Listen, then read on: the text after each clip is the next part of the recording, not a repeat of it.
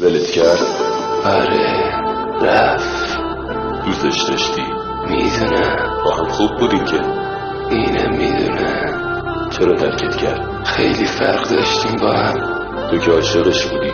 دقیقا فرقمون همین بود. ازش چیزی داری؟ تو حافظم نه، اما یه یادگاری، یه صدا، یه قول، یه حرف. عشقم تو که میدونی من از تمام دنیا دوست دارم. بعد هیچ موقع من تو رو ترک نمی کنم که. بعد هیچ کس جای تو قلب من نمیگیره که. هیچ کس جا تو نمیگیره یعنی بیرونه.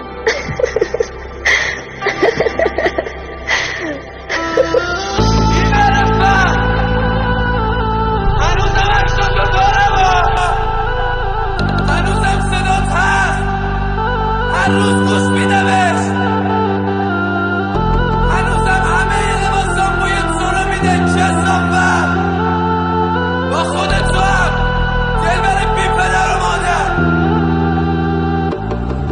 یک سرتون بگیره، دلت بسوزه به حالم، برگردی پیشم. ای کاش توی بغلت بمیرم، حداقل میدونم که تنها نمیشم. ای کاش جواب آزمایشو بدن، دکتر بهم بگه 6 ماه دیگه نیستی. ای کاش اصلا برم تو خیابون یه ماشین بزنه بهم نفهمه هیچکی. ای کاش روی تخت بیمارستان تنهایی جون بدم آخر نرسی. یه شب عکسات رو برو، سیگار توی دستم، قلبم یهو واسه. ای کاش یه شب تو خواب ببینم که خیانتت بهم دروغ ترین راسته. ای کاش یه روز برم دریا، ای کاش همونجا غرق شم بمیرم. ای کاش اونا که قلبمو شکستن بعد مرگم عذاب وجدان بگیرن. ای کاش یه روز زلزله بیاد همه چی خراب شه رو سرم. ای کاش اصلا جنگ برم شهید شم، روی قبرم بنویسن مدافع حرم. ای کاش هیچ وقت ضربه نمیخوردم از مردم، خسته نمیشدم. ای کاش اصلا یه جوری میمردم ولی هیچ وقت معروف نمیشدم.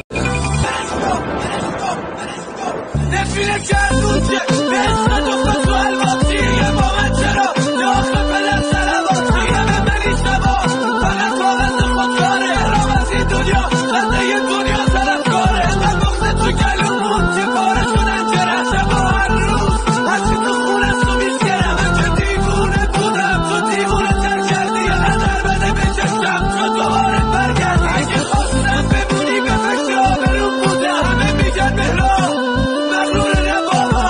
اصلا بخش این داستان رو نی نردگون کردم خودم و تا تو بری بالا. بلند میکنم میخوام دنیا هم بیا قلبم درد میکنه دلم مادرم رو میخوام. میرم به جای دور تا دست هیچکی بهم نرسه، روی خستگی این صدا مهرام آخرین بارسه.